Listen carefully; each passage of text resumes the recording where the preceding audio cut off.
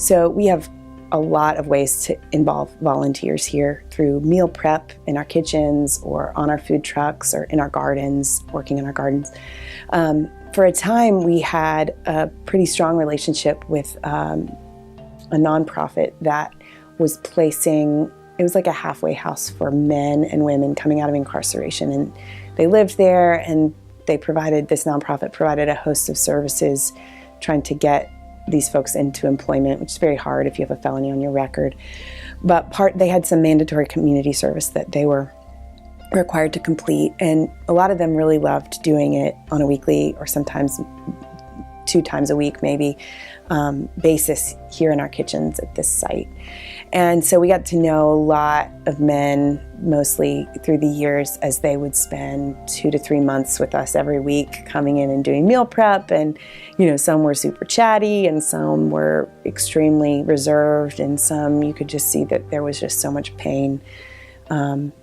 Anyway, there was this one volunteer in particular. His name was John, and I think he was 37 at the time, and he was one of these guys who came in he's a big guy. He had a lot of scars on his face, but just like a really beautiful smile, but was very reserved.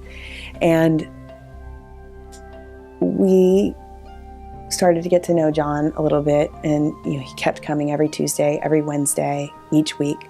So about 2 months in, John stayed for lunch one day after our morning meal prep, and we were all sitting down and eating, not all, just a few of us, and he opened up for the first time after 2 months of knowing this guy.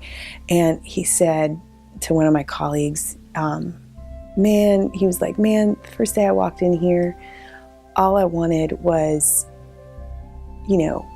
to do something really quiet and private and solo, like some job I had in prison, like washing the floors or mopping the floors or taking out the trash. But the first day I walked in here, you guys gave me an apron, and you set me up at this table with a giant mixing bowl and a whisk and a dozen eggs. A dozen of eggs.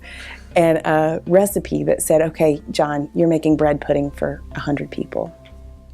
And so we're sitting at lunch, and he's telling us the story, and he's getting tears in his eyes. And he said, never before had I ever been in my entire life, greeted as though I was capable of doing anything but break things and get in trouble. Even in the kitchen, he said his mom was constantly saying, "Get out of here! You're gonna mess things up." And that was sort of the welcome embrace of the National Food Project. And so the reason I guess I'm telling this story is John is a volunteer. He isn't at the outset. When people ask me, who does the Nashville Food Project serve? We are for all people.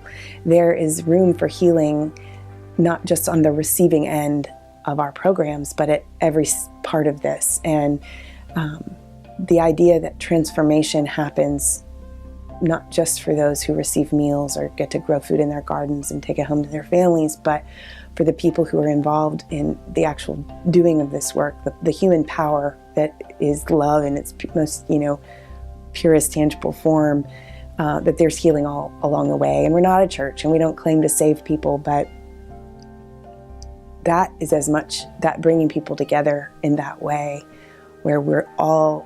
And then for Anne, my coworker, who he told this to, who was the one who set him up to make this bread pudding, I think for her, she was had no idea that what she was contributing as an employee here, almost hearing that back to her was part of her own healing and her own relationship as a white woman with this black man, healing even her own concept of the kind of relationship that was possible between two people like that. So I think that we're so binary so often in black and white in the ways we think about charity work or even social justice sometimes, but there are opportunities through relationship to heal all kinds of pain and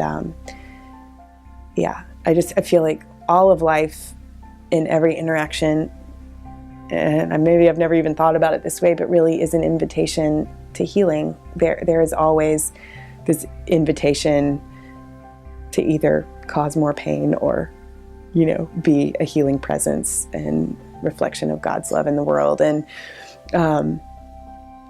I heard once that this quote, pain that is not transformed is transmitted.